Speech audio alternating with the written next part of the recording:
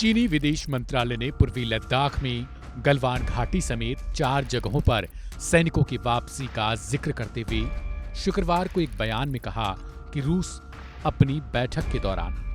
में अपनी बैठक के दौरान भारत चीन ने द्विपक्षीय संबंधों में सुधार के लिए मिलकर काम करने पर अपनी सहमति प्रकट की है। दरअसल एनएसी अजीत डोभाल ने चीनी विदेश मंत्री वांग यी की रूस में मुलाकात के बाद चीन की ओर से एक बड़ा बयान दिया गया है। चीनी विदेश मंत्रालय के हवाले से कहा गया कि पूर्वी लद्दाख में लाइन ऑफ एक्चुअल कंट्रोल यानी एलएसी पर गलवान घाटी समेत 4 इलाकों से सेनाएं हटा ली गई हैं।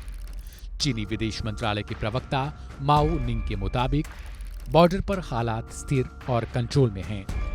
चीनी विदेश मंत्रालय ने अपने बयान में कहा है, भारत और चीन ने रूस में अपनी बैठक के दौरान द्विपक्षीय संबंधों में सुधार के वास्ते माहौल बनाने के लिए मिलकर काम करने पर सहमति व्यक्त की है।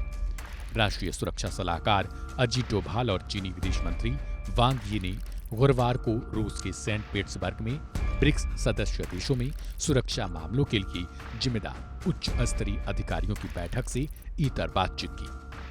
वहीं दोनों देशों की इस बैठक के दौरान एनएसए अजीत डोभाल ने दोनों देशों के बीच संबंधों को सामान्य करने के लिए सीमा पर शांति और स्थिरता बनाए रखने पर आम सहमति जताई। डोभाल ने एलएसी का सम्मान करने के लिए भी कहा। वहीं अब बाकी क्षेत्रों से भी सेना हटने की आशंका है। भारतीय सुरक्षा सलाहकार डोभाल की ओर से कहा गया कि दोनों देशों को द्विपक्षीय समझौते, प्रोटोकॉल और आपसी सहमतियों का पूरी तरीके से पालन करना चाहिए। वहीं इससे पहले गुरुवार को विदेश मंत्री एस जयशंकर की ओर से कहा गया कि पूर्वी लद्दाख में गतिरोध के 75% तक मामले सुलझा लिए गए हैं।